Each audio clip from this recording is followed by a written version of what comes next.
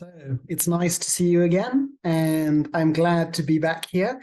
I'm going to share with you a very, very simple, very basic legal business development concept.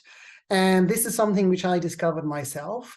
I do a ton of business development because I have my own company. So I've been doing this for years. And this concept is a business development diary. So what do I mean? I always very strongly recommend to lawyers and partners that they need to allocate fixed time on their weekly schedule every week to do business development. It mustn't be something that you do sporadically, because then it's never going to happen. There's always going to be billable hours and other problems and issues. And if you don't keep a set fixed schedule to do business development, you'll find that you just don't get around to it. So you treat business development in the same way that you would treat a court appointment. If you're going to see a judge, you cannot just call him or send an email and say, hey, judge, I'm kind of busy. Can we do this next week? No. You need to be very disciplined with yourself.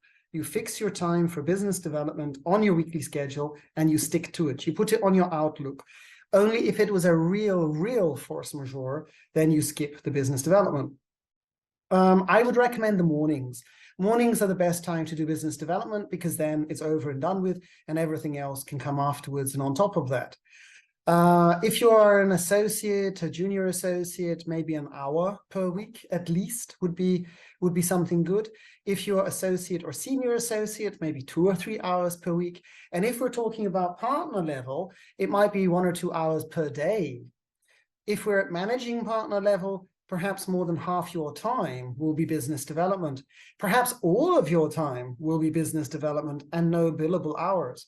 So what we can expect is, as you progress in your legal career, the amount of billable hours might decrease and the amount of business development hours should increase.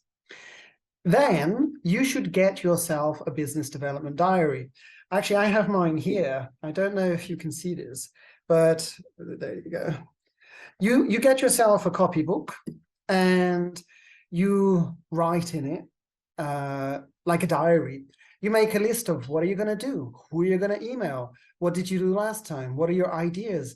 And it's very good to have business development diary because unexpectedly, just as you're going to bed or when you're on the train, you might get an epiphany. You have an idea. You think, oh, I could suggest this to that client. I could propose that to this other client. This might be an interesting legal topic. This could be a good paper to write. And you record it in your business development diary. I wouldn't recommend doing this in an iPad or on the computer. I enjoy the kind of tactile, tangible sense of being able to very quickly write something down. You can use color. You can, and you don't lose it if your files crash. So I find that having a business development diary helps make business development into a habit. It gives you a sense of achievement, and it makes it easier to track what you're doing over time. Very simple idea.